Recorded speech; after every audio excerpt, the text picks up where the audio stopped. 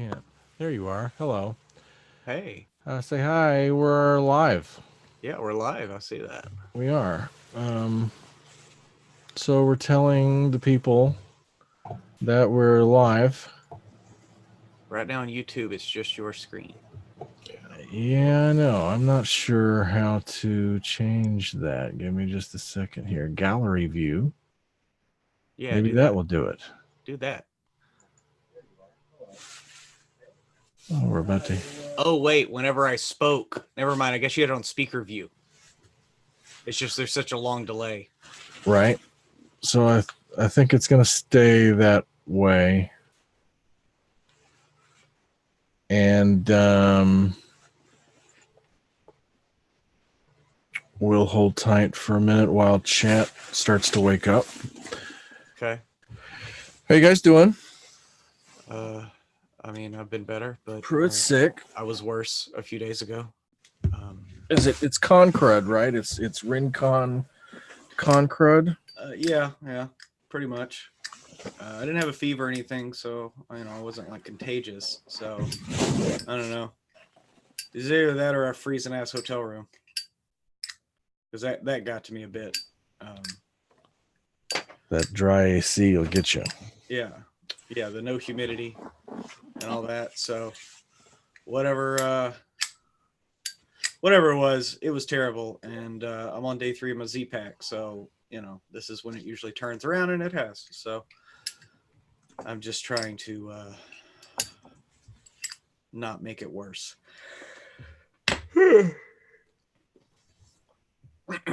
Yes, but I will keep my I'll try to keep my coughing muted. But the most important thing is do not make me laugh, because I will immediately start coughing. So that's seems to be strictly business. This will be a humorless Immortal Hangout. Yeah. Joyless, humorless. We'll talk about. That's why I left my Texas shirt on, so I'd look at it in the screen and get sad, so I wouldn't be happy. All right, here we go. We got some people showing up. Yeah. All right. Well, I'm going to let you guys take it away so I can get a little WebDM work done here. So I'm standing by, and I'm going to get a show in shape here, because I'm going out of town for a couple of weeks, and that means that 2 episodes of WebDM have to be done for me to get on an airplane. So that is what I am up to, but I am floating in the ether around you. I am always with you. Okay.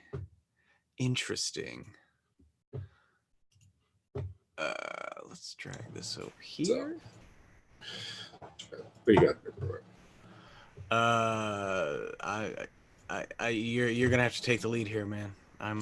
Yeah, I now have to go to the bathroom. But I'll wait for a second on that. Just to. Well, you might as well go ahead and get it out of the way. Why don't you go ahead and go, Pruitt, and I'll talk about. Let's get this out of the way. You guys can talk about your. You can. Games. Your nerdy fucking elf games. Nerdy fucking elf games. By the way, Trav, if you have not watched El Camino yet, I have. I finished it this morning. Holy shit! Well, it's completely spoiler free, but I thought it was a great epilogue. I thought it was a nice, just like it was in the same vein, it was in the same tone as Breaking Bad, and it was just like a nice little closing act. It just plays like the final episode of another final episode of Breaking Bad, down to like how the moments play out moment to moment. They just were hot to write another episode of their show the way that they used to write it, and they nailed it. I mean, it's super fun. I loved nearly all of it, but it's again, it doesn't have any ambitions outside of being an epilogue. An epilogue. I mean, but I like from the beginning, I didn't really see it as. I mean, that's all it was trying to do, right? Because I mean, to me, that was the question at the end. Was just like, well, you kind of got away, but yeah, where are you gonna go? Yeah, and we finally got that answer. I don't know, but yeah, seriously though. Like getting done with that and then immediately getting on Twitter just to throw up a little like El Camino was badass. And the first thing I see is Robert Forster passed away. It was just like, holy shit. because he was one of my favorite parts. I loved him in the show. Oh, it's wonderful. Whenever he was, anyway. Jackie Brown and the new Twin Peaks, and you know, what a great Jackie Brown's for me is going to be tomorrow.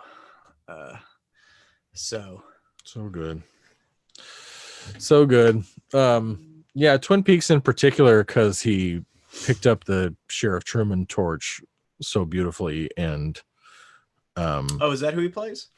He plays the sheriff, but you know, it's made clear that he's Sheriff Harry S. Truman's brother, and it's never made completely clear what happened to Harry. He may have terminal cancer. There's like a phone call between the two of them where it's like, "Are you okay?" But you don't hear Harry's voice, and so you, much like all of Twin Peaks: The Return, kind of have to suss out what's actually going on.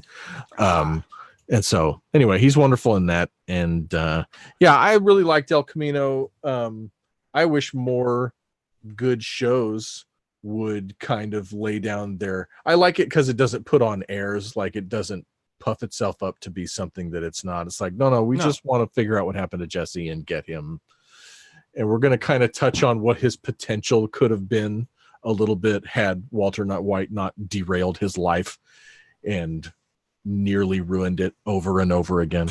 And it's lovely. Yeah, when you're caught up in the wake of another's ambition. Yeah. Oh yeah. Oh, totally. Yeah. But yes, you're absolutely right. It does not put on airs, and the big thing is it doesn't just feel like a nostalgia fest. It's not just like, oh, look, you remember them? Oh, you remember them? Remember this guy? Like it all fit, like it all worked. Yeah. And once again, douchebag, low budget Matt Damon is one of the most psychotic motherfuckers that has. Oh man, Todd's the best. Todd is like one of the most sociopathic. Like I feel like I went to high school with like a handful of guys like Todd. No, yes, we did. You're the nicest dude until you did something horrible. Yeah. And then I had to think about it a little differently. Yeah. Oh, by the way, everyone out there, I am going to do my best tonight. I will try to mute all of my coughs and sniffles, but I am obviously suffering from the con crud left over from last weekend's RenCon. I don't know that I've ever gotten con crud. I've gotten a little sniffle before, like I think it was after Unplugged Gamehole Con or Unplugged last year. Yeah. But it was only like a couple of days, and it was kind of like my normal like getting sick. This is the first time in a long time that I've been like sick, like laying in bed. Like last night, I seriously didn't sleep. Man, it was terrible. That sucks, man. It has led to some of the craziest dreams that I have had. Let me run you down the dream list, okay? All right, let's go. Monday night, let's do it. I had a dream that since I did quit my job of 9 years, half my career and a quarter of my life. Yeah. I had a dream that I snuck into Westlake and I started doing my job. Like literally, it was like 4 in the morning before the day shift got there, and I was like trying to fill the machines and do all the stocking, and I had to convince people to let me into the med rooms and stuff. But it was just like a hamster that like only knows one wheel, and I got to get back on it one more time. I got to get give me my fill juice. Yep. And so that was that night. The next night was I believe that was the night of me in middle school, and there was a mass shooting. And then I started going Die Hard. Like I literally took a kid down and took his gun away. And then I woke up in the middle of that. And then the third night, I was a lawyer for Rambo, literally the character Rambo, and he had a twin brother, and they were being put on trial. And I was basically arguing that they are doing that they are just a product of what America made them. Sorry. I'm dying here. But yes, I was like literally like Atticus Finch hammering on the jury bar, and like we made them and now we want to discard and so anyway, but my thing was just like it was Rambo, and then the camera pans over and there's Rambo again, except it's not Rambo. I don't know what his name was. Maybe we need to whoever Rambo's twin brother would be. Yeah. What's up, Bob? And then last night I don't really remember because I didn't really sleep. So it sucks, dude. So it was a crazy sucks. It was a crazy week of dreams. I think I'm missing a night in there. but I don't. At this point, well, the Rambo was new to me. I'd heard you told me about the first two dreams, but Rambo was new to me. Yeah, that was it. Yeah, that was it. But yeah, it's craziness, right? Oh my god, that is insane. I can't remember. I don't remember the last time I remembered one of my dreams. I mean, I must dream, right? Because like otherwise it'd be insane. I just don't ever remember them. Yeah, you got to hit that REM sleep, man. Right? Well, we'll see. I don't know that I ever get to REM sleep, but that's. I'm trying to unlock lower orders of my consciousness in order to make some hacks. Yeah, that's when you gotta get in there, get in that lucid dreaming. Oh, sure, yeah. You gotta start. I did it for a while where when I would go to bed, I always had a rubber band. Like, try this. Put the rubber band, put a rubber band around your wrist, and then just lightly pop it.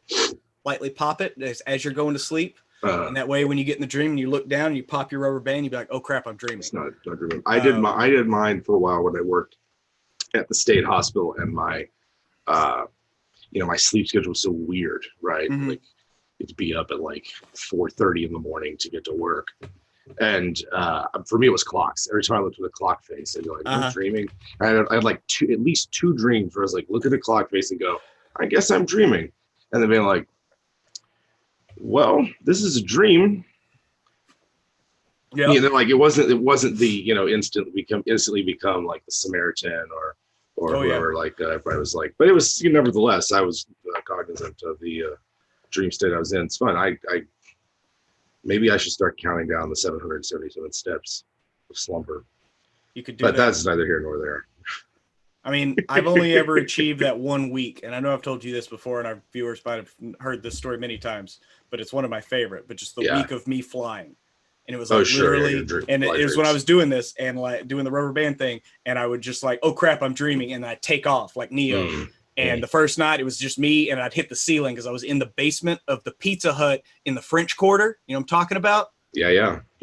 Right there next to the Dairy Queen. Yep. So I was in the basement of that Pizza Hut. And so I'd fly through the roof, and then the next night I made it through the roof into the air. And then the third night I did one circuit, and it was the fourth night and the final night where I literally flew for like 2 hours, like 2 hours of dream time. And it was like one of the most amazing dreams I've ever had where I flew around Tyler. More than the Samaritan gets. It was awesome. We've got a couple of, what's this? I've got a thing. Where's my phone? There it is. Oh yeah, everyone out there, be sure in the chat to type question in big bold letters beforehand, because I can barely read anyway right now. I'm so doped up. It's so doped up. You guys really got to help him out. Come on, guys. Anyway, so Bogno was asking a while back. We spoke highly of the OSR. I speak highly of the OSR a lot, but yes, I did speak very highly of it a while back. Go to OSR titles currently and why. Just starting to dip my toes. The Black Hack got me good. Oof, Black Hack is delicious. I love everything about it. I got to play a sorcerer in it, and it's pretty sweet. I'm now playing my sorcerer's apprentice, who bears the shadow of her psychic cat. Controlled her for years. So anyway, I haven't had a chance to actually get back to it. The White Hack is another that is similar to the Black Hack. For really like Swords and Wizardry. Swords and Wizardry Complete is all of the original D&D books up through, I believe, Supplement 3, which would be Eldritch Wizardry. So it's like Greyhawk, Blackmore, Eldritch Wizardry. Yeah. And then what's great is they have these little asides in here where they actually talk about, this was in this book, that but you can do this as an option, blah blah blah. It kind of goes through each of those. So my recommendation for anyone that uses Swords and Wizardry is to also pick up Lamentations of the Flame Princess, because I think Lamentations is a better skill system. Instead of switching from percentile, and sometimes you're rolling a d6, sometimes you're rolling a percentile, that kind of thing. It switches all of it to a d6 and expands the skill system out for everybody and gives you a specialist class that's just really good at skills. And so it'd be like, there's, I think, 12 skills. It's like Dungeon Craft is a skill, Bushcraft for wilderness lore, things like that. Those are all the kind of skills that you'd roll. And so the specialist becomes like kind of a ranger robe thing, alchemist, depending on what skills you pick for them. And it fits right in with the original edition. However, I think the best OSR sort of, if I was going to like start brand new and didn't have my prejudices and the like coloring me, Old School Essentials is probably the best one. It is a faithful recreation of Basic Expert. which is a cleaned up version of original D&D. And I think they just had a Kickstarter. Old School Essentials did. It's like all kinds of different ways you can get it. There's like 5 books. You can get it in 1 volume, 5 volumes, soft cover, hardcover, whatever colors you want on the covers. I have no idea. So there might be still time to get it on a back kit or whatever it's called or something. But of all of them, it's sort of like the most cleaned up and coherent, and sort of like BX is the one that like is the addition of D&D that spurred the 80s popularity wave, right? Like it was the set that was selling in Toys R Us and Target and Sears and all those other places. It's the red one with the guy on the cover, right? It's the one, you know, to take you from, I don't know, what is it, like up to 14th level, I think, or maybe not even that. But it had like all of the hex crawl rules in it, all of the dungeon crawling procedures. So anyway, that's what I'd start with. But Black Hack's pretty awesome, and you can hack the shit out of it and play almost any kind of character with it. And it's like someone was like, I love old school D&D, Cypher system, and you know, some other tidbits. We're just gonna mash them together, make a badass game. Yeah. Anyway, I will ramble on and on about it. Speaking of old school shit, let me show you what I got for it. I found these. Hit me with it. A little interesting more. So first off, Oh, I saw a color there. Yeah, some hexagonal graph paper. Oh shit! That is not so like whenever I print it out, even from those places that are like printer paper, print your own graph paper. The lines are so they look pretty light. They're very light. Like you could do them in pencil and they would barely show up. On the background. No, that's dude. You took the thought right out of my head. Yeah. So it's 100 pages. This is like $3. Jeez. On Amazon. I need not that you should buy it from Amazon, but anyway. Well, I mean, you know, there's something to be said for mofo out. Going for some Baldur's Gate Diablo style dungeons. Oh, dude. Isometric grid. I was about to say, is that isometric? It's nice. Isometric brass paper. You gonna do a whole isometric thing? Oh my god! So most of my dungeons now are either informational point maps. You know, they're flowcharts, right? Mm-hmm. You could put them up on a corporate whiteboard and change the writing, and no one give a shit about it. In fact, I've many a meeting I've dungeon crawled with the scrap that's been left over on the boards. Anyway, thankfully not anymore. But this is like, or they're just like conceptual. Am I drawing 2D? Am I drawing side view? It's going to change from room to room. Just sort of like this is its conceptual space, and then I'll link it with something else, and it looks like, you know, something that a child or perhaps you know, an over medicated preteen would draw in terms of a dungeon map. Like it's very rarely that I draw one that I would show to others, and if I am, I'm probably going to take a free one online from the cartographers who are much better at it than I am. Well, so I'll say this about Swords and Wizardry, as I've been reading through it lately because I want to pitch it to the old group today. I do love the maps that they do have in here, because a lot of times they have like that side view that I don't ever really think about. I love a side view. And like I should really be starting with a side view first. And then I usually do. That way, like it's one thing I just never think about. I'm just like, oh, I'll do level after level, and then I kind of get lost in my own thoughts. And so yeah, it's one of those things where it's like, oh, the doy. Yeah, you need to have the top down side view, and then you punch into each room. So you can at least see how they all connect. And so, yeah. Yes, sir. So let's see, capture cut, HD. So my group is trying to find Unstones, various schools of magic. Tonight they're going for the Stone of Conjuration in the City of Brass. They're all level 20, high power. Thoughts? Well, I mean, I like that City idea. First of all, that's the idea. Like I love, and just like I feel like one of them being on in outer space in the far reaches of the solar system or the void or something. So, or they have to like travel on a rocket ship. Good, not advance. I'm thinking like, what would that be like? Maybe transmutation. So you have to alter yourself to live. Man, to be it could able to be make necromancy, because like that's the only place you can find entropy that strong is just like out at the edge of the universe is like all of the matter is starting to slow down from the Big Bang. It's like, well, that's where necromancy begins. Like it's just going to eat its way inward, man. And maybe it also doubles because it has to exist out there. It doubles as a key to the negative energy plane. You can tell us we are going to take this and make it space D&D any way we can capture. But in terms of City of Brass, definitely read up on the DMG, and I would just hit up. The monsters that I can think of that you want to hit up, there's an elemental in Storm King's Thunder, the one that's powering the furnace outside of Neverwinter is what I think is. I always forget the name of that volcano. Anyway, the whole thing is like, oh, the Drow are trying to steal it. Fire Giants are trying to do something with it. But like that Titan, if you have access to it, is one of the more badass. It like can strip people of the magic immunity or of fire immunity, fire resistance.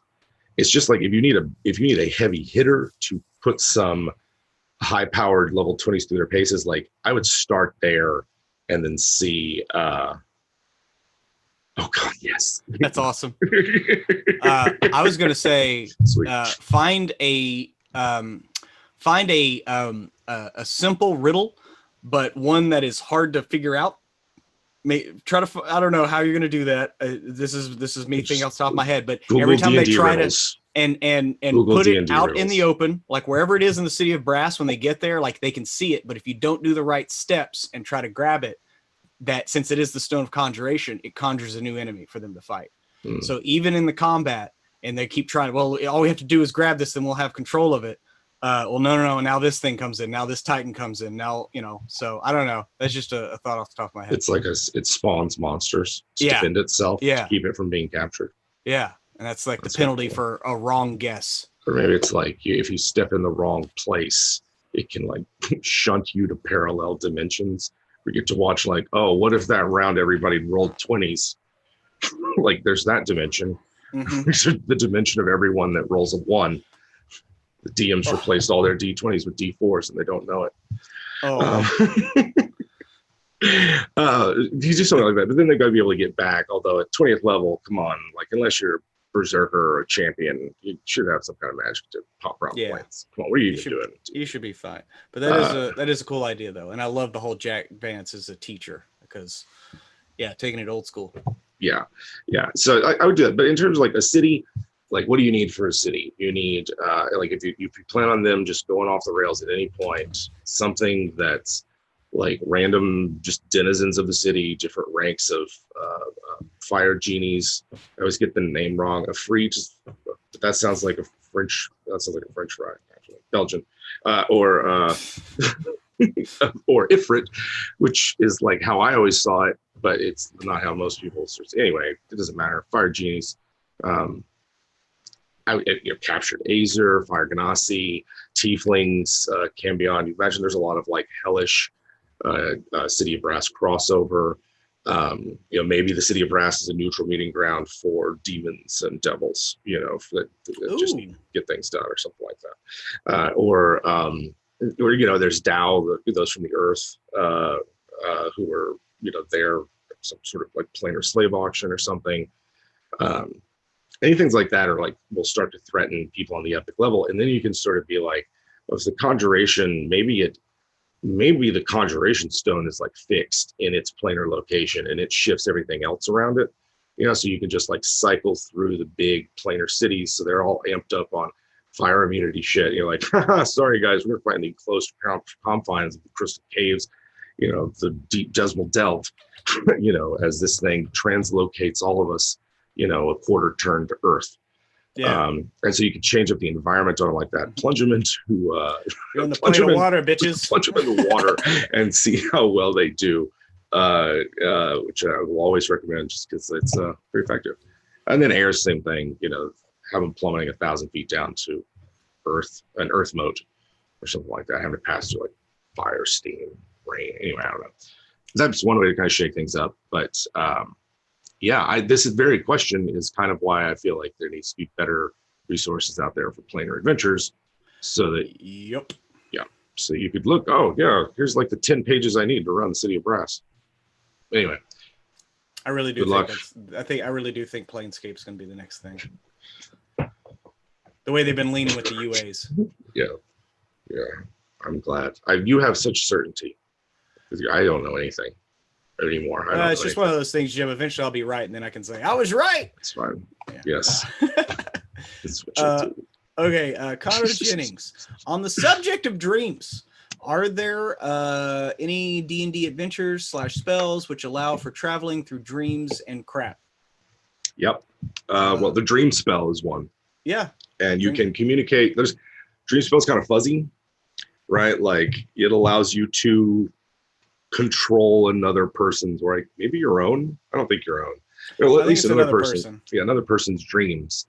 Which it's like if you want to give them a nightmare, they get a save, and nightmare is how you deny them a long rest. Which I've actually found out nightmare and Gesh are really nasty because you'd think 5d6 doesn't rack up, but if you can't get hit dice back to heal it, if I've got a Gesh on you, I might just be sending you nightmares if you go off the rails. Anyway, night.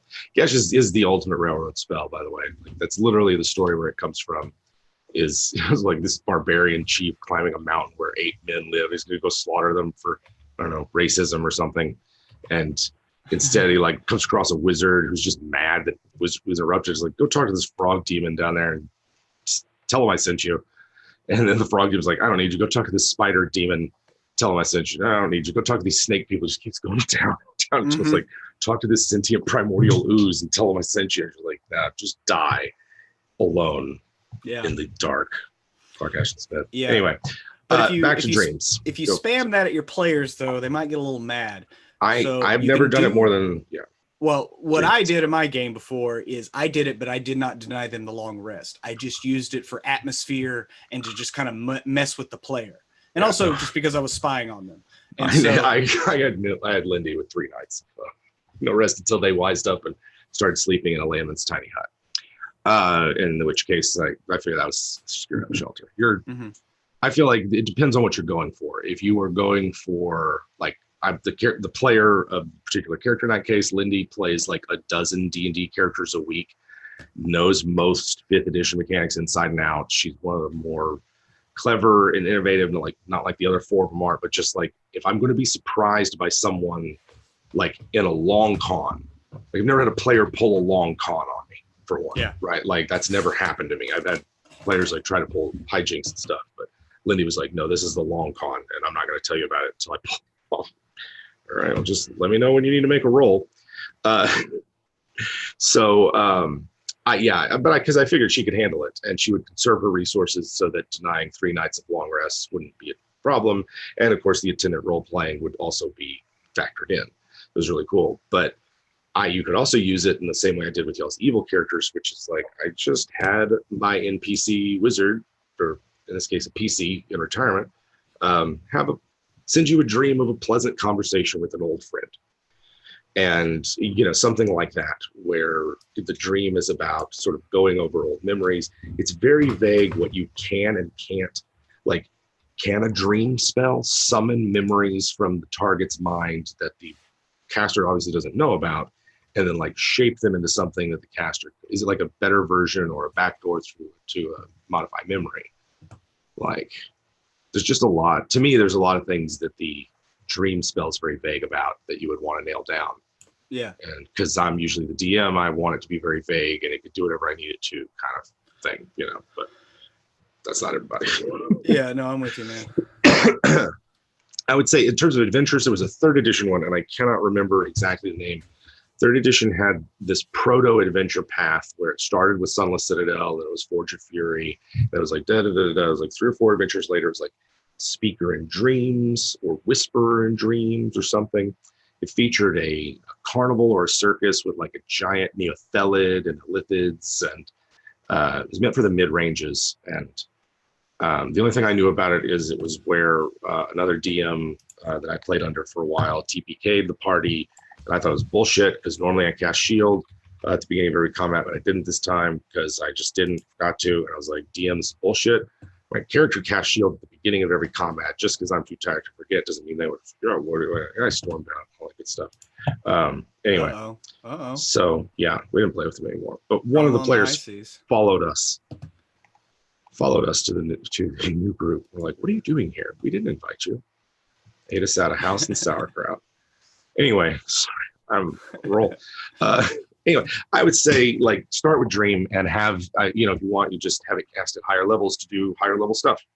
Use a higher level slot for it. And that's probably the way I would handle it. If you wanted more specific or lower level effects, then like certainly I could imagine traveling through dreams to be at least depending on how far away you can teleport through a dream. I mean, for one, it's got to be through someone sleeping, right? How do you determine in your world if someone's asleep, Pruitt? Pruitt's game. He doesn't know. She's I had to cough. He's choking. I'm choking and dying. Pop quiz.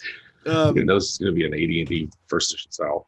Well, I mean, to me, that's where you need some lower level, other like dreams. What, 5th level? I believe so. So there needs to be a whole series of dream spells. Like you need like a 3rd level where it's just like a communication, like a long-term communication.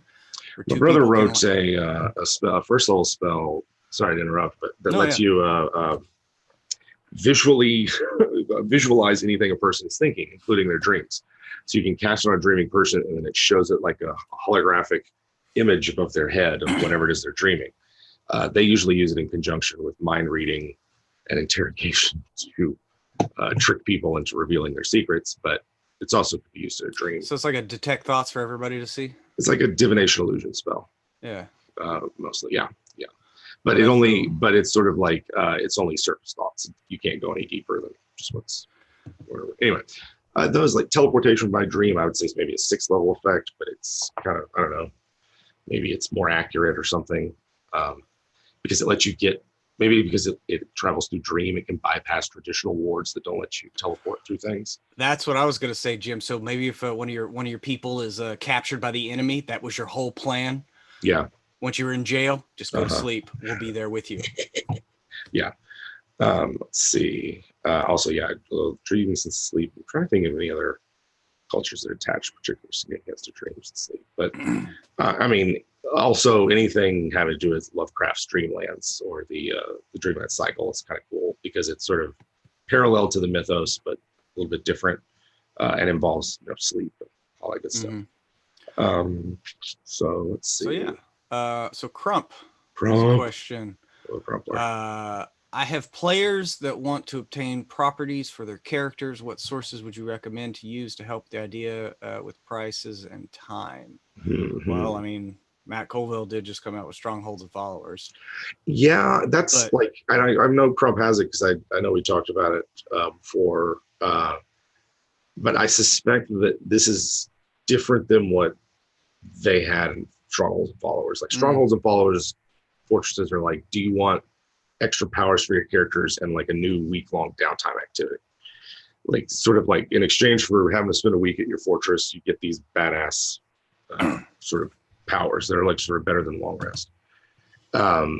There's a couple of DM's Guild products, Crump, that I actually have a tab, DM's Guild products open. Just so happens, can you believe it? Right here. And so let's see. I do not know how good these are, but they came recommended. I just haven't checked them out yet. One of them was Argol's Comprehensive Guide to Infrastructure. And it looks like it's a 5th edition. It's got the 5th edition DM's Guild style branding on it. Let's see. I would probably start there. I know that one specifically has a bunch of stuff for. It's only like $680. I see. Specifically for property, all kinds of things. If not, that might be something that you need to look in an older edition of D&D for. And my recommendation would need to be Adventurer, Conqueror, King has a bunch of rules for domain level stuff, like how much income property earns, things like that, running a Thieves Guild. But also, I thought Waterdeep Dragon Heist had some rules for at least the tavern. There might be something that somebody's done that's based off of that. It just extrapolated. I don't know. Yeah, I'm not sure on that. How would you handle property in this? Because I've tried to do this in a campaign before, and I've had a DM who was just like, no. I was like, but I don't even want to earn XP from this gold. Like, I just want more money. It's like, then go to the dungeon. I was like, but you won't run it because you're burned out. Anyway. Yeah, well, I mean, if you want to do more like an urban campaign, I mean, I don't see why you can't buy a tavern or a forge or something on a square, and I mean, you still like there are rules for like hirelings and followers.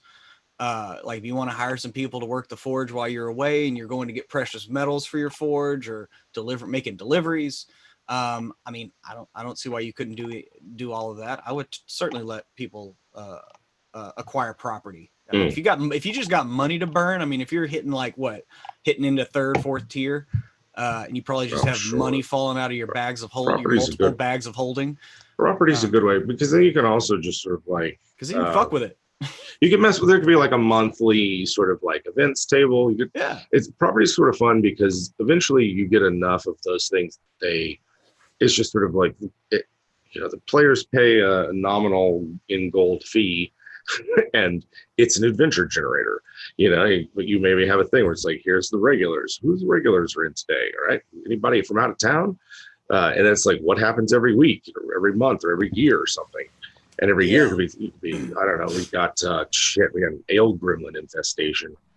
Like, man, getting those buggers out was tough. We didn't necessarily have the tools for that because we're just a bunch of high level guys. We would burn down the place. You got to hire some scrubs, all kinds of things. I would go through the hirelings union. Come on. What if a rival Smith lets loose a bunch of rust monsters through the sewers that come in through your basement, and you get back from adventuring, all your shit's just piles of rust. I mean, come on, like that's what I do. So so here's some thoughts off my head. Whoever runs the town is the one to talk to about acquiring a deed, and so whether it's a situation where it's like they have to. If it's a medieval situation, they either have to, have a family stake in the land, have to be a noble or something, or have to have that land gifted to them by someone. Or if you're talking about like a frontier situation where it's like, well, we cleared this hex of all monsters. This is our property. So like those are the two sort of extremes. And I'd say, these properties can be rewards from patrons. Properties can be rewards from towns that can't afford gold. You know what I mean? Like, that's a good one. We would pay you 3,000 gold, but that's like a lot of gold coins. Like we would empty out the entire town of gold in that case. Or you can accept this townhouse, old with his, mixed use property in downtown, nice view of the river and all that kind of shit. As a place for a stable or a forge. It's a ley line right across the street. Anyway. No, I like it. That's right. I've never actually thought about that. Ley lines is free city Wi-Fi is a good high power. Anyway, that's where I would start. And then honestly, I would look at how much, because the DM has so much control over how much gold is coming in and out of the campaign. How much do you want to get rid of? That's how much in fees, taxes, bullshit, regulation they have to bribe their way through. Do-gooder civic organizations that need a couple of, extra heavy bags of gold every year to keep them out of your hair. Mm-hmm. Whatever it is, it's a, are you hiring extra planer help to build a construction? I think did you talk to the local, laborers guild? Like if you think any kind of building regulation or union red tape is a problem in the 21st century, let me tell you about medieval guilds, or rather you can listen to our podcast about it. So it's worse, like 10 or 20 times worse. Venal, corrupt, perfect place for adventure. I would just figure out how much is coming in, how much do I want to get rid of. That's what it costs in taxes, corruption fees, etc. And adjust from there, because nothing's stable. Anyway, I like that though. Well, good on you, Crumpler. Let them buy their property and just give them more rope to hang themselves with. I'm not sure if this is Al Rusk or AI Rusk. I generally have little to no inspiration for dungeons outside of the final set piece encounters. Do you have any tools recommendations when it comes to building out the rest of the dungeon? Well, I know there's the 5-room rule. That's a place to start, but don't do it too much. Sure, yeah, it can be as anything formulaic once the formula catches on. And just thinking in terms of things to include, it's not a bad idea. A recap of that would be there's a challenge sort of like the first room is your guardian sort of big challenge that guards the dungeon. Second room's I forget already. The idea is like I thought the second room was the puzzle. The puzzle, and then there's what's the other one? Dude, I can't even. I'm. Hey, never mind. This is why I don't use most of the time. I don't. I just sort of course, a lot of this gets internalized. Yeah, I've only done it a couple times. I'd ask myself this though, just judging by your question. Like, to me, dungeons are one of those things that when I see the format, I'm already thinking of media and everything around exploring underground places, exploring places that are not meant to be explored or that are abandoned, certainly dangerous. That like I can already like, all right, I want a place where the characters have to squeeze one by one. If they had to fight here, it would be terrible. You know, I start thinking of things like what would it be like to have to fight between the walls of an old house, right? You know, where I forget what movie that is, not Matrix, but another one where they're like fighting in between the walls of a house and like trying not to let people know they're there or something. Anyway. Mm-hmm. No, I'm with you. I think it's something like that where it's like kobolds have the advantage of it, you don't, or goblins are just dropping rocks on your head while you're traversing a narrow crack in the earth. I also think of like old tombs and shit like that. So for me, a lot of my inspiration comes from the media I consumed as a kid, which was like Conan the Barbarian movie and a bunch of things that were clearly already starting to be inspired by Dungeons and Dragons, even though I have no idea. I would ask myself this, is a dungeon like, let me rephrase this. What is inspiring you? What locations and environments to have an adventure in do inspire you? Because the reason why we start with dungeons and why dungeons have stuck around for so long is because if you can think of them less in terms of like a physical place that has an adventure and more of a flow to the way you would run the game. There's an entrance. Players have to make a decision. Go 1, 2, 3, however many ways. The next room over is distinct and different, but it also is connected to the first one. At any time, they can change it up, go different ways, backtrack, try another path, whatever. Once you key into that structure as a way to just run a session, run a campaign, think about RPGs in general, there are lots of options within a constrained space. Then it's like you have a tool to use everything. They get you? Is that you? Monk just dropped one on me. You son of a bitch. Right as I was just anyway. Once you sort of like get that, once you can sort of see the dungeon not as a dank, dark place that adventurers fight for their lives in, but as a system of organizing information and structuring a session. I mean, what do you want to do? You want to do a forest thing where it's like clearings and paths between them? Do you want to do a desert where it's oases and the various caravan routes between those? Do you want to do it where, it's a city and you're looking at, sort of a node and spoke type structure? Is this a conspiracy that you're working your way through? It all uses a dungeon structure. And so that would be why I would say don't abandon it yet. But think of what's inspiring to you about a location and then see if there's not a way to dungeify it, if that makes any sense. Mm-hmm. And I'm not looking at the current chat, so it's entirely possible Al has responded since we started talking about all that. Oh, no. Anyway, there are also generators. I'm going to post, one of them is called Dave's Mapper. And especially if you've never seen a side view dungeon, it's really cool because they have side view and top down ways, and they basically take the best of geomorphs, which are little 10 by 10 sections of dungeon grid that are arranged in a certain pattern, and you randomize them. You get a random map, and honestly, it's so freaking cool that why wouldn't I just use this and just like click refresh and take little segments and pieces and just whatever inspires me. So cool. In terms of what to put in there, I am all for the zany madcap sort of fun house. If it makes sense, that's great. If it doesn't, that's fine. Whatever inspires you, whatever seems exciting, and just as importantly, whatever you think your players will get amped and excited about is what you put in there. And so, yeah. Anyway, play around with that. Anyway, yes, Pruitt. So Baganova, have either of you discovered Hex Describe yet? And if not, you should check it out. And I'm looking at it now, and it looks really cool. It's like a Yes. little web-based app. Yeah, Hex Describe's really cool. If you don't, there's so many tools out there specifically for that were designed for the old school Renaissance that are just like you need a D100 table for your setting for this very specific thing, or do you need help like filling out and populating a hex map? There are resources out there that will help you. Hex Describe's one of them.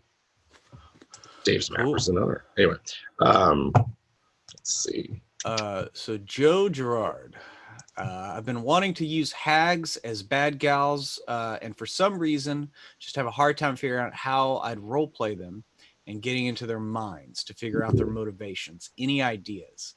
Well, have you played The Witcher 3? Because there's a great three witches that are three hags that, just like, I don't know. I don't know. Like, to me, hags is just like, what version of a witch do you want? Do you want the one that tempts children into the forest? Do you want one that plays tricks on the village folk? You want one that just messes with adventurers who traverse their lands but doesn't like necessarily, want to do them ill? It's more of just like making them mad. Read children's stories, and any old crone that likes to play tricks or whatever, figure out how they would do that magically. And I don't know. That's the way I think about hags. It's like, especially with The Witcher, because they fill so many different roles in there. It's a good place to sort of see their breadth, because you have the crones who sort of like serve as the centerpiece, classic manipulative hag, and then you've also got just any random like, oh shit, like why is my screen covered in fake mud? Kind of sort of hags. Oh yeah, one of them though will, if you have trypophobia, will trigger that pretty hard. Yeah. I don't, but it's just, I think about that all the time when I think about, like, I don't know. There's holes in her face, Yes. I would say, and the other resource that I would use is Volo's Guide. If you haven't checked it out, it might be worth checking out. There's a whole chapter sort of on just how to role play them, how to get into them. I just sort of think of the worst stereotypes of a manipulative grandmother. Or what are the worst stereotypes of passive aggressive, backhanded compliment, the guilt, the guilt, the lording something you want over you. Mm-hmm. I didn't need that anyway, honey. I mean, I'm just old. It's not like I have that much time left to enjoy it. Crone plays on a hag in disguise, and this is the tough trick to pull off, is getting the players to believe that the NPC you are showing them is not the hag. So I would have you could sort of like reason this as the hag would place a red herring nearby, or would sort of paint one as one. If there's an old woman who lives nearby, the hag might be the source of rumors about that old woman. You know what I mean? Whereas she's just an old widow, right? The hag routinely walks around disguised as sort of like the village, a bar wench or something, like tavern owner. Like, the hag might not, depending on the rules you set up for them and how much you allow natural shapeshifters to deviate from their sort of their form. That could be anybody in the village. Or nobody. It could be she never even shows up. And so, like, the thing that I always find trouble with hags is, like, I find too many reasons for them to stay way back and use low-level brutes like ogres, trolls, tribes of bugbears, red caps, quicklings.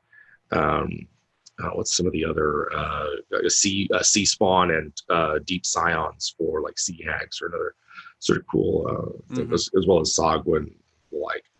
And it's like, I find a lot of reasons that, like, say the whole town would turn on the adventurers before they ever get anywhere near the hag, because the whole town would be like manipulated constantly into thinking the adventurers.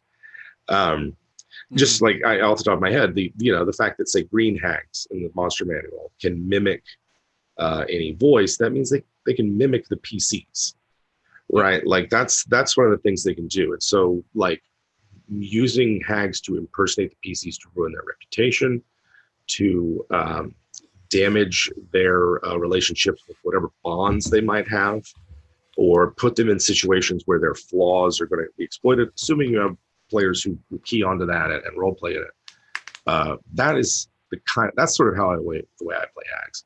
And then if they get caught, they're there to humiliate someone and then GTFO. Just like make sure they don't leave without saving some face for themselves, and then boom, get out of there. So yeah, totally. Anyway, yeah. All right. Capture Cut HD. The group is trying to find the Moonstone. Oh wait, that was just a follow up. Oh, boom, boom. They cast Wish 5 times in an hour. Yeah. Oh wait, no. Okay, I'm sorry. No, there is a follow up question. Reality. Yeah, restart magic because they have to cast Wish 5 times an hour. What kind of madness would ensue when all magic except items stops working? Period. Oh my god. I don't know. What would it be like if the Earth stopped rotating? I mean, but magically. I mean, you're talking about maybe buildings start falling apart that were created by magic. Does that count as an item? Like that's sort of thing. To me, yeah. A building isn't an item. Sure. It's you're imbuing it with magic to hold the structure, but not necessarily like, I don't know. I would have the buildings fall apart. Because it really depends on how much magical the world is, right? Yeah. Like if it's like Sharn or something like that, like a world like Eberron, then yeah, I definitely see there being mass catastrophe. Mm-hmm. But it could be just like magic stops working. Then is there any part of your world that's like governed by the flow of magic through it? Something like that's what sort of ley lines are like. These are the paths that magic takes across the world in its natural forms. That would be kind of, if those stopped working, then maybe all kinds of weird things would happen. Maybe there's natural phenomenon that are tied to that your world is sort of ultra magical in that. So I'd say the first thing is like, how magical is your world just naturally? How much does magic replace physics or something like that? And then if not, then I would do the personal ramifications like, man, you better hope no wizards or sorcerers or any other caster who's pissed off someone mundane. It's about to be the purge for them, right? Mm-hmm. So you could have a mass massacre, pogroms against casters while they're temporarily defenseless. Those groups that tend to hide and not, work against wizards because their wizards might come out of the woodwork. So you could have like societal upheaval as, I don't know, all the nobles that rely on getting cure wounds, cure disease, and remove this and remove that and give me back this are like suddenly without that. And, mm-hmm. That it could be disastrous. Yeah. Depending on how magical your world is. Yeah. I take no part in the festival. I would only ask that you just sit down and listen to my spell. Yes. The old wizard in the lighthouse. Yeah. Are there any like guardians that are being kept around by, permanent walls of force that you wouldn't want going around? What sort of like runes, are sitting there holding back terrible horrors that magic stopped working? Yeah, that's when all the crazies escape from Arkham Asylum. Like that's something like it. Yeah, is any item that's tied to a physical object counted as an item? I guess what counts as an item would be. Well, he said things created by magic in this case stand still, but magic effects in areas or auras stop along with the weave. Yeah. That's, I'm thinking things like all of the people imprisoned through the use of the 9th level spell come back. They'll pop up. Mm-hmm. Yeah. Michael Bordeaux Johnson, Boudreaux, Johnson. Does Prue's new gig have any impact on WebDM, positive or negative? And any hints on the WebDM Kickstarter? I will say, no, not really. I'm pretty much working the same schedule. It's just at another hospital, but this hospital has a lot of techs, and therefore it has a lot of coverage, and therefore anytime I need time off, I will get that time off. Yeah. So I will say it'll be more of the positive. Also, I will have less responsibility at work, and therefore I will be more mentally focused on WebDM because I'm not going to be worrying about what I need to order for the next week and all that shit. I'll just mix my IVs every day. I'll be an alchemist again, Jim. Yeah. I get to just mix TPN and chemo and hope I don't stick myself and give myself superpowers. All that kind of stuff. Yeah, you're not going to get a text in the middle of a shoot from that guy. From that again guy, about the same goddamn question. Yeah, sorry. The WebDM crew knows. Like, yeah. Okay, I'm just going to talk shit for a second. Yeah, yeah, there was this tech who worked at my old place. He just, it's whatever. You work with some of those people, you tell them the same thing 5 times and it just never sinks in. And he was that guy. So anytime we'd have a shoot, he'd be like, let me, how do we do this thing again? I'm like, oh, you mean that thing I showed you 6 times? Well, this is how you do it. And so anyway, there will be none of that. And like this last WebDM shoot almost killed me because I literally worked 5 hours every morning from 7 to noon. And then I would go to the shoot and we'd shoot from 1 to 6 or 7. And then we'd come home and do show prep for the next day. And it just rinse and repeat for 5 days. So I worked Wednesday and then we set up the WebDM shoot that night. And then I worked Thursday and Friday and Saturday. And then Sunday was my only day off, but we still shot a little bit, but the AC went out. And then, and then Monday. And so that was fun. So I'll never have to do that again. When I say, hey, I need these days off, I will get them off. Anyway. Jim, you want to handle the next part of this question, the second part? Any hints on the WebDM Kickstarter? So, like, the Kickstarter, is a thing. We will do it. We had initial designs on something closer to this year, but it was not going to work out between D&D Live and just sort of craziness. Well, and we have a couple of writing projects we're hip deep in right now. Sure, right now, yeah, that's kind of like that. And so, at the moment, I would say the real question of the Kickstarter is we have just narrowed down what we want to do with it to what we want to raise money from you guys for to make a reality. Because that's sort of the thing that I keep saying. It's like Kickstarter is for making a thing a reality. It's for having a thing on a shelf. Yeah. It's for making what's up here and sort of what's so far has just existed in scrap. And what's in here? Into something aesthetically appealing. But also at the same time, I am cognizant that like WebDM's a team effort of 3 people. And so it's got to be a project that I want all of us to be on, not just something that I want because I'm the crazy hardcore dungeon master. This is an oblique way, I guess, of saying you will see stuff in print from us in 2020. 2019 is not, I don't think it's going to work out, but I'm excited about 2C's project. We're going to have some kick-ass stuff for your Epic games in that, as well as stuff that you can just take apart and use for your other games. Yeah, totally. And I'm excited about Arcana of the Ancients, even though we're not like contributing anything to it. The fact that we're getting to put our name on it. Yeah, we get to write the introduction. Yeah, because I think our viewers know like how much we love Numenera. Yeah. And how much we love D&D. And so, you get to see the convergence. I think that if you're familiar with all of our talents at WebDM, you might have an idea of the kinds of other projects we're thinking of in terms of getting everybody on board and everybody part of the project. But I guess to me, I'm like, there's a series of books I want with our names on them. Mm-hmm. And my question is that personally, is like a personal thing for me. Is like, is that a big out of the gate Kickstarter project, or is that a couple of years, like magnum opus, a couple of years down the line after you've made your freshman or sophomore album? Yeah. Anyway, I'm with you there. Anyway, I'm about to post this thing for you guys. This is a website that I use for a lot of my maps, resources. It uses a ton of old school generators and just sort of automates them. And it's also one of the few places I found online that will do like underwater maps. Nice. Although they're for mutant future, so they're more post-apocalyptic than sci-fi fantasy. Awesome. But there's a ton of generators on there. Again, especially for if you're just looking for dungeon inspiration, you can have the entire dungeon just generated for you, a bare bones thing. Another good website is Donjon, although it's pronounced dungeon, DONJON, and specifically for 5th edition. It'll generate a whole dungeon for you.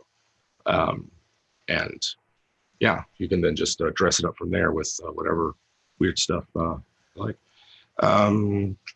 Let's see more questions for me. Another question from MBJ.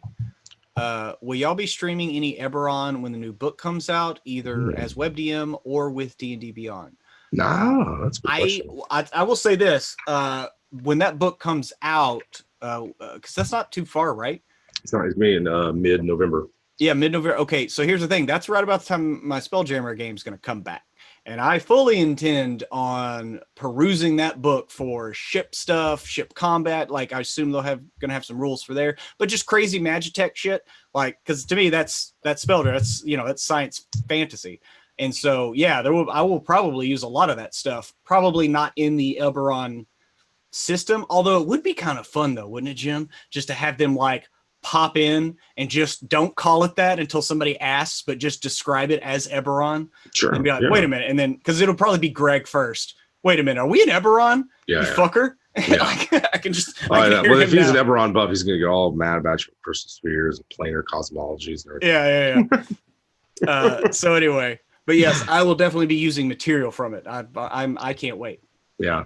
Let's see. I don't know. I'm not planning on streaming anything. I'm scaling back my streaming participation just because, especially as DM, because I find the pressure I put on myself because I know it's a live stream to always be moving and not have any dead time, which I will DM in the dead time. That's just how I roll. It's the name of your book. Right. I DM in that weird time that you're just flipping through the book and everybody's just chatting about shit. Those are the best moments of the game for me. Anyway, so I am streaming back, although we're still going to record it because we have a big-ish. I don't know. People follow us on WebGM Plays, and I like keeping stuff out there. I like being part of the moment where your games are public, even though I don't think I'm particularly good at that part.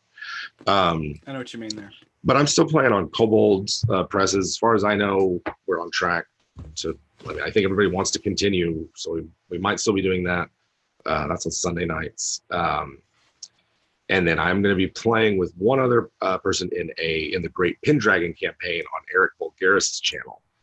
And I don't know if anybody out there knows anything about the Great Pendragon campaign, but it's Pendragon is the game of Arthurian legend and sort of Camelot, and it's this weird mix of they're taking some of the sort of some of what we know about life in post-Romana Britain and kind of extrapolating from that, but also leaning hard into the Arthur legend. So it's like, source material is definitely I don't know what you call it. Watching Excalibur, watching what's the other one? Anyway, it's supposed to be a game where you play and Pendragon plays out one season a session, sort of like you play spring, and that's when you do these sorts of things, and then summer is the time for war, and then this and that and this, and so I see you guys over there chatting. I'm excited to play it. That's why when Eric was like, "Hey, you want to play the Great Pendragon game?" I was like, "It's only like top 3 campaigns to play in." I'm probably never gonna get to play in the Enemy Within. And now that I've run it, it would be weird because I'd be like, "Oh yeah, sure, I'll do that thing." Yeah, but at the same time, I'll totally stay on the rails because I like that thing. Yes, sir. I'll play a human male that looks exactly like this person whose debt that I'll take on or inheritance. Anyway, back to Pendragon. I'm excited about it. I know nothing about it other than it's multi-generational, and I of course will use all the minutia about medieval life that I know to good effect. I know the DM and fellow player are also huge history buffs, and just love to nerd out about weird minutia. So, yeah. I'll say this, Jim. As soon as we're done with these couple of writing projects, I think I do want to add a game that I DM because I want to run this game. I think this game would be a lot of fun to run on stream. Band of Blades. Yeah, Band of Blades. I could see that as well. I would want to turn Band of Blades and remake it for the 80 Years' War. Like we're all gonna read the Captain Latrice novels, and there's this is mud and blood and no magic. Reformation Europe. Yeah, I mean that's what this is. Yeah. Except for the chosen. Sure. There are the chosen who have like magic abilities, and if they're Uh, with you, they can give you some bonuses. But reading through this, because I've read most of the player section, and then into like how to play the game, and it just looks like a lot of fun. And I think if you had 5 badasses, you could have an epic game, and it would be really fun. Where I think I would run it where session 0 would be the first like marshaling period where everybody assign, okay, this is what we're going to do next time, mm, and then you start the game with the adventure, and so therefore you have the epic adventure first, where it's the soldiers carrying out the orders, and then however that plays out, you come back, and then you have the cooldown time where you set up the next adventure. And the captain, does their thing, and the quartermaster dispenses the thing, and the sergeant in arms, all that shit. But yeah, this game, if you haven't checked it out, it's really cool. I haven't played it yet, but I'm gonna pitch it. I'd like to check it out just because it looks I don't know, it looks fun. And we ran that mini game as part of The Enemy Within, right? Where we were going on year 2 of a campaign. This is probably the longest I've run a single campaign. And I was staring down the barrel, having come off the high of Power Behind the Throne in sort of Middenheim, and then being like, well, we're just going to shut you off to the tundra. Everything I'd read on Strike to Stun was like, do not, play something rotten in Kislev. It's boring, blah, blah, blah. This. I was like, I'll run a quick interlude to show you guys like the situation of this year. Your character's in fantasy Russia. And then you come back, what the situation's like. And we ran that 4 or 5 where you were like part of one of the Oricite mercenaries from Midland, sort of like securing a bridge over one of the lesser rivers, raiding a village, and getting your camp raided by Sigmarite reavers. I liked it. It was fun, but I'm like, I think you'd have to have some kind of structure that Band of Blades has to really do something like that. Or I think it lend itself. I think it lend itself well to that kind of game. Now I'm just reading. We're all just reading chat. This is I'm right there with you, Bug. I think some people will struggle with that aspect of it, but I also think that, I don't know, that could be a lot of fun because then you can have a lot of play characters on the fact of you have all the leaders who are in their war tent, and then when you get to the players, like the grunts on the ground, of course they're going to be bitching and moaning about the leader sending them on this. So you can have a lot of fun, like non sequitur comedy in that way. Yes, I love troop style play. I like it mostly because it's what I like in D&D that I really enjoy, and I've always really wanted to run Ars Magica. Yeah. And Ars Magica, of course, is magic in the Middle Ages, and you have like 2 or 3 tiers of different characters that you play of your mage, but some of their actions take months to resolve. As they're off doing research or contacting whatever. So you play the muscle, and then the mooks, as it were. And honestly, there were some times in 3rd edition where that's how we structured the game. It was like the casters are doing this thing, everyone else is doing this other thing. I like that kind of troop style play. Oh yeah. Maybe it's because I'm a DM. Make them DM, and then they won't get so attached to their damn characters. Well, no, but actually, I think it was Bog just said right here. It's like it's fun because you can stretch your muscles, you can have epic deaths, and you don't stop the campaign because you got a whole army, and you can just have different characters that you bring in because they're grunts. And but to me, it's kind of like the what is it, the funnel, the whatever funnel, DCC's funnel. If you have a rookie that actually makes it to a specialist, like becomes a sniper or whatever, then that character feels that much more special. And if they were to die, it's going to hurt that much more. But by the way, I saw a barista at Starbucks the other day. Her name was Amy, spelled Aimee, and I realized I want to make a ranger sniper named Amy. It's just dumb. Sorry, it's just a dumb pun. Yeah. Anyway. I was like, what? Sorry, I said sniper, and my brain found a pun bumper to go barking after. Anyway, sorry. Yes, her last name has to start with a D. Yeah. And so that's sort of why I like it, right? Like I do like the watching a potential PC come up through the ranks is fun for that style of play, because you get to see sort of like this. But usually in the systems I'm familiar with, character creation takes like 2 minutes. Characters can fit on an index card, and they aren't really worth anything until they have a couple of levels under their belt. Like, don't even try naming them. There's a reason why it's Fred 2, Jim's character, son of Fred. Hey, Greenhorn. You just give him a nickname. Like Pets on a Farm. Yeah, Pets on a Farm. I don't name them. You gotta have to slaughter them later. So Capture really... Cut has one last question so far. Are you gonna see you at DundraCon in San Ramon? No, no one's invited us yet. No one's invited us. I have no plans to go, but it sounds fun. Yeah, this is the first time hearing California. Of this con. I maybe. We have the technology. Listen, I actively refuse to use it so that I can maintain a sense of wonderment. Well, no, Jim, it's because we come from the era before the internet. I realize this. I have my pre-internet moments where I'm like, I wonder what that is, as I'm staring at a computer, and it doesn't even dawn on me that I can look it up until like 10 seconds later. I honestly don't want to know. I stopped. This was one of those things. We're going to reference a guy named Tyler. That's Travis's brother. Hangs out with you. Stay out this a lot for him, but it's California. Okay, that's what I thought. It's California. And so, I'll tell you in just a sec. We'll talk about that before I gotta run Mazic.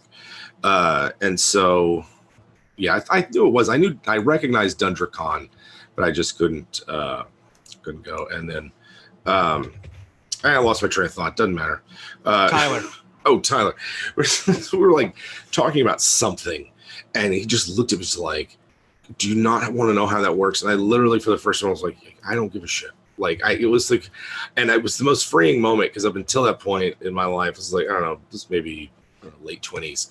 And I was like, I got to know everything. Like, if there's a thing that exists, I got to know. I got to know. I got to know. Like, what if I got to, and then it was really one of those things was like, I just don't. Good. It's like the lights or something. It's like, don't you want to know how the electricity works in case the lights go? So I really don't give a shit. Like, it does not. And so I feel that. And so it was just the most freeing thing in the world. It was like, I could look this up. I'm going to choose to remain ignorant, just because I don't want to have to fill my head with that. Anyway.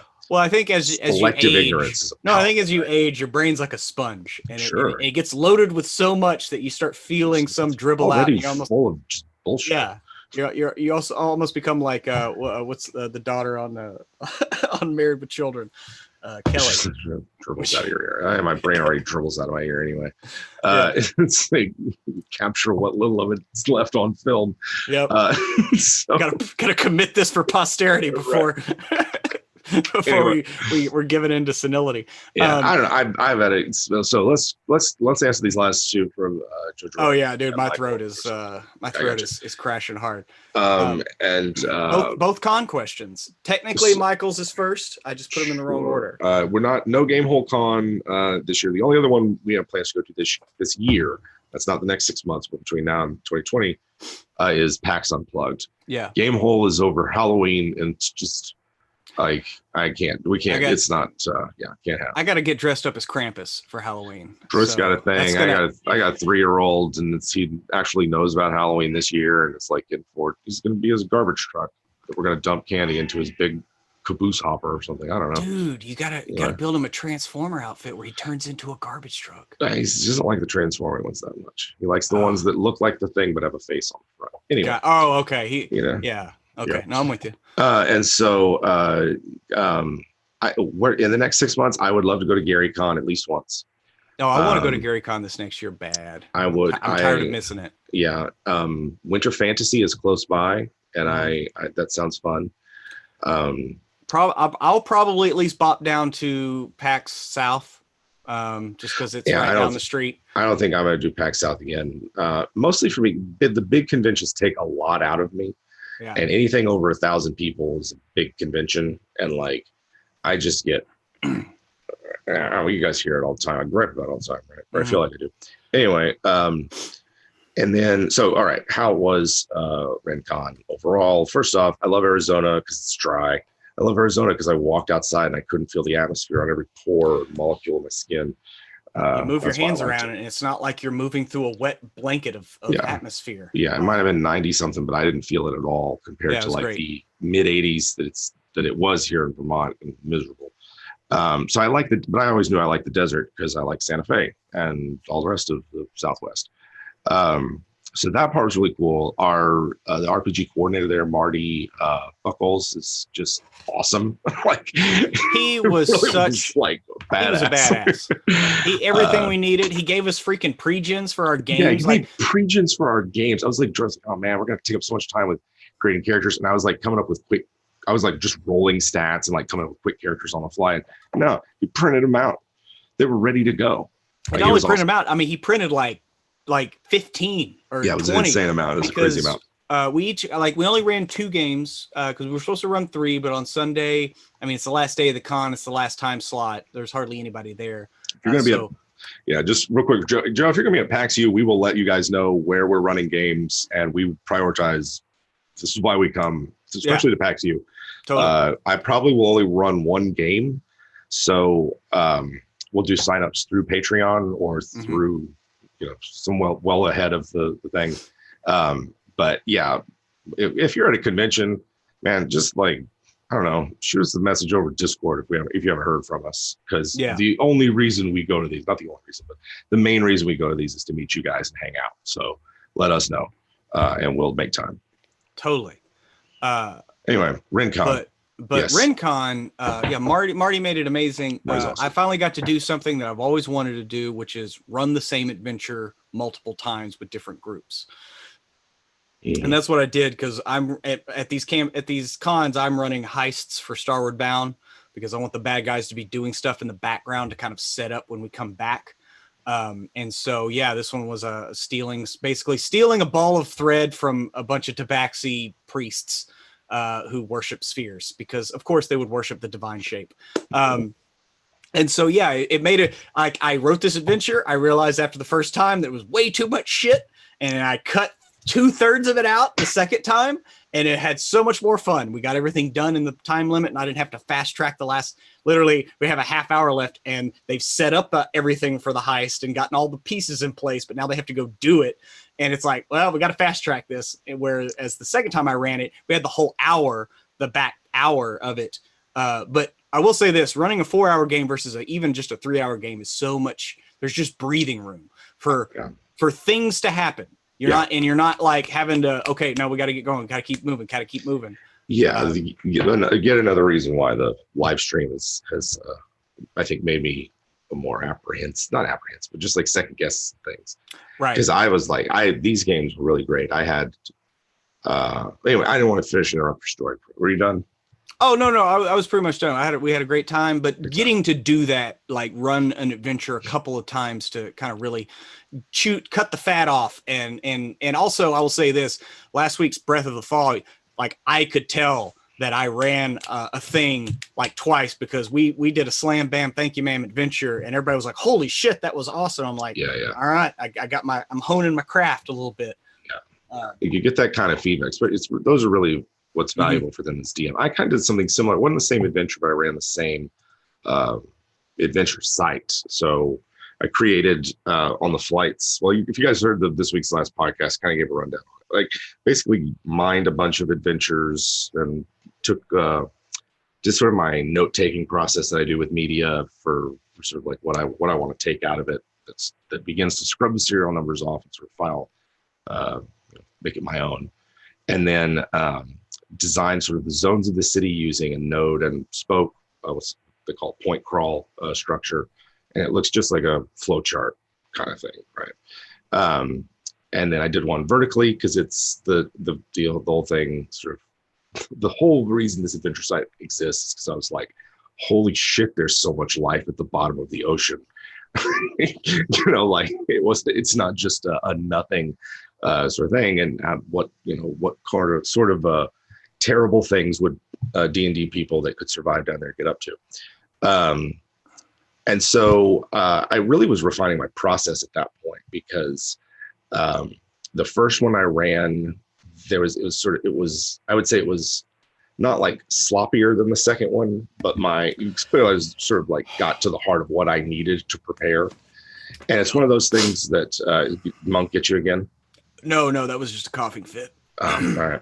And it's like most of the time we play, at least how I play nowadays, I don't have like the same two types of adventures in a row.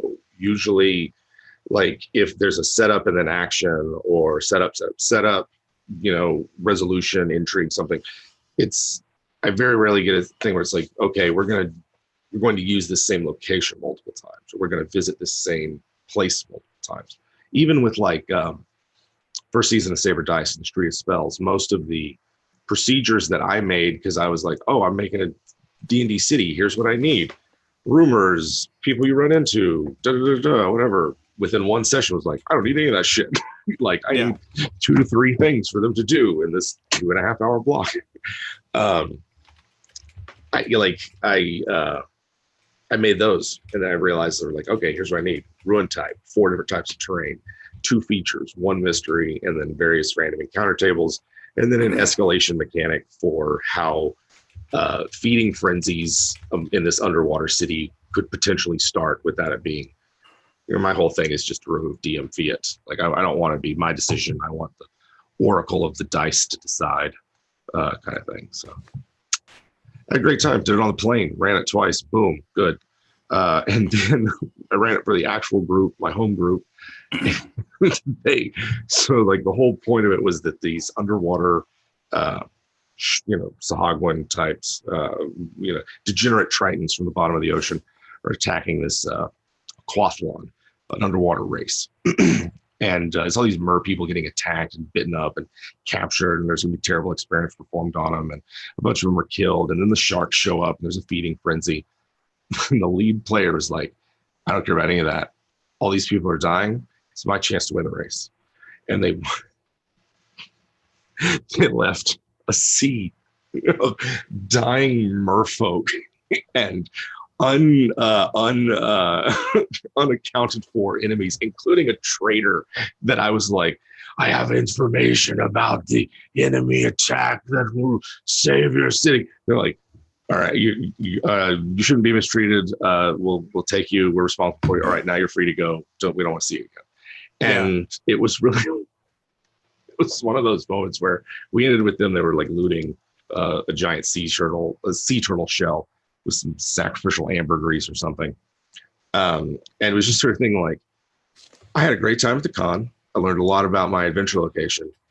And yet I know what I needed for the particular group I'm running these for. And that is D4 smoochable NPCs and a social situation for the party to seriously mess up. And there might be shenanigans and hijinks on the way. So what you're saying is a wedding in process that they can ruin.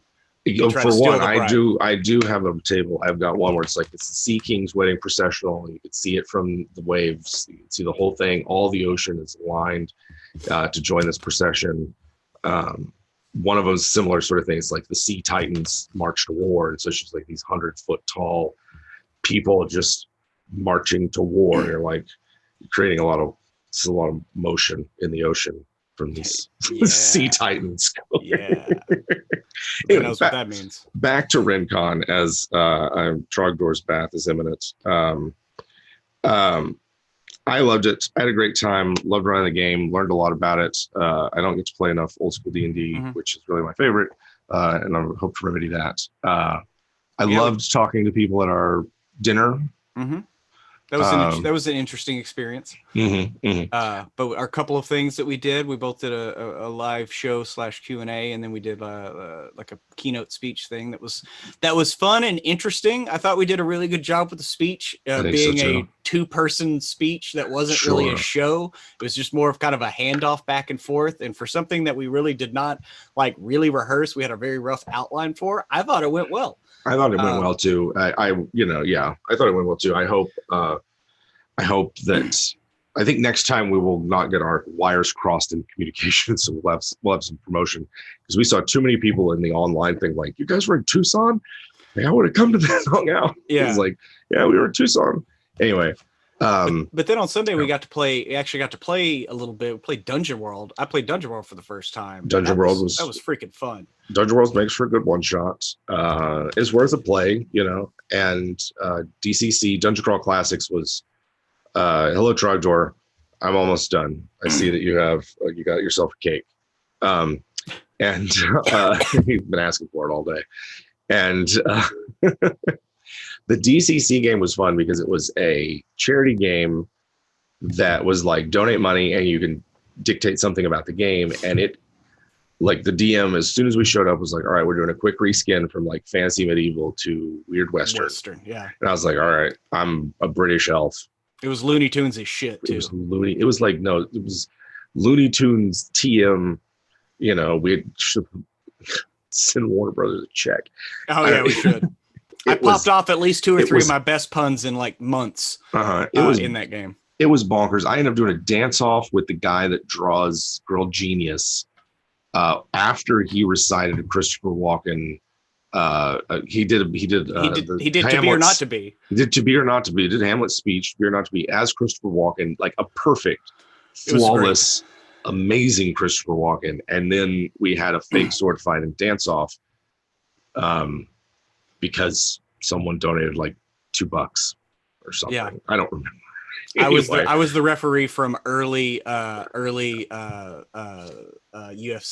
Yeah, DM. Kudos to the DM, who just was rolled with every punch for like 4 hours, and it was great. Had a great time. I love Tucson, and would go back 10. It's good, fun times. Oh, totally.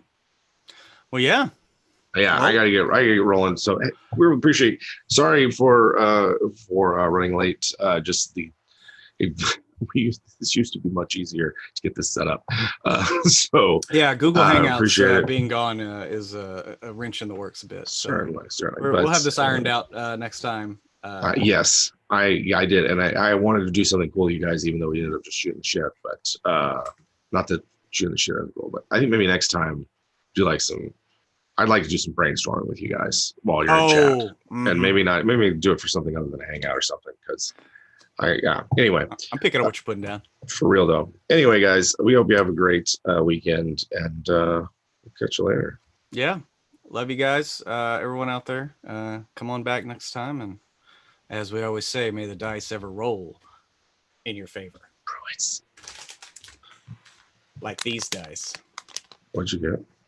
These are the gummies I got in Las Vegas. I'm going to roll a character with and eat the dice. It'll be the tastiest character I've ever created. The question is does Travis know we've gone off, that we've signed off, and is he going to come back in time takes? Until then, guys, we're still here. I mean, technically, we're still here. We're still here. So, but anyway, I mean, if Travis wanted to, my See you voice later, guys. really could use some. Really good. I'm going to turn my camera around. You guys can look at the blank cameras and listen closely for the muted mic. I will be assisting in my parental duties. Appreciate you guys. Catch y'all later. Yes, later, folks. I'm going to stand here and look at my phone and message Travis until we're done. If you want to hear about the puns I made, by all means, I can tell them, but my throat hurts. So, so yeah, there's that.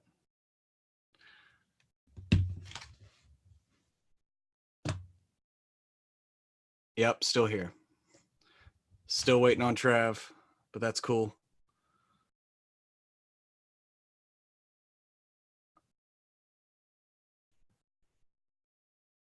Yep. Just me and my phone and 12 Immortals. How y'all doing this evening? This is WebDM After Hours with Pruitt. I'm going to continue to ramble. Okay, here we go. I'm going to give you a couple of puns during the DCC. First off, when the guy announced that he was going to be Christopher Walken for a section of the adventure, immediately, everybody else had already said what they were going to be. And I immediately turned around and I said, listen, a lot of players do the talking, but this guy's doing the walking. So, but there's that one. Next up, probably my favorite pun I made in the third act of this adventure. We were going after a snake cult that was under one of those like big like snake mounds, and so we go in there, and a bunch of like Yuan-ti come out, and I was playing a sheriff character. I was basically a squire in DCC, so I was like, well, I'm a deputy, and then I made myself the sheriff, and so they came out and they tried to be all intimidating. And I basically told them, I was like, listen, I already dealt with the snake cult back in my hometown of Tulsa. And if I can handle the Tulsa Doom cult, I can certainly handle your scaly asses. So that one was pretty great too. I was very proud of that one. What was damn it. I can't remember the third one. Anyway, you got those two.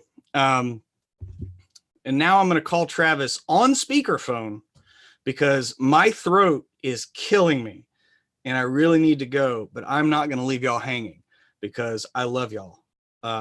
So let's call Travis on speakerphone. This is going to be fun. And let's see if we can get him to turn the stream off. Any questions for Travis while I have him on speakerphone? Hello. Oh, there you are. Sorry. I'm on the phone with insurance on behalf of my mother. So we're all having a wonderful time here. No, it's okay. I was just. Are we done? I was towing the line until we got you back to shut the stream down. Okay. But I think I know how to do this. Bye, everybody.